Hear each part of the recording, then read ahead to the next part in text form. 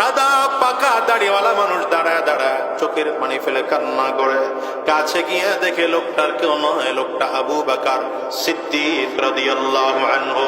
ডেকে বলে, ভাই আবু বকর, আজকের ইসলাম কমপ্লিট হওয়ার ঘোষণা আমার নবীর জবান থেকে আসলো, আমরা সব এত আনন্দ ফুর্তি করি, তুমি কেন কান্না করো বলো? আবু বকর সিদ্দিক বলেন, কেন কান্না করি জানো না?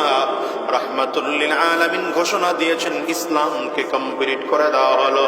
আরে আমার নবী জমিনে এসেছেন দ্বীনকে কমপ্লিট করার জন্য। তার মানে বোঝা গেল আমার নবীকে আল্লাহ তাআলা যে জন্য পাঠিয়েছিলেন, নবীজির কাজ পরিপূর্ণ হয়ে গিয়েছে, নবীজির দায়িত্ব আদায় করা কমপ্লিট হয়ে গিয়েছে। তার মানে আমার নবী জমিন থেকে বিদায় হওয়ার সময় এসেছে। আবু বকর সিদ্দিক কান্না করে, জানো আমার নবী ছাড়া আমি দুনিয়ায় থাকতে পারি না।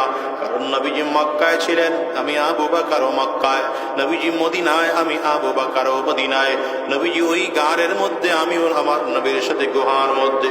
নবীজি বদরের ময়দানে, আমি আবু বকরও বদরের ময়দানে। নবীজি উহুদের ময়দানে, আমি আবু বকরও উহুদের ময়দানে। নবীজি খন্দকের যুদ্ধে, আমি আবু বকরও খন্দকের যুদ্ধে। নবীজি ঠায়, আমি সেথায়।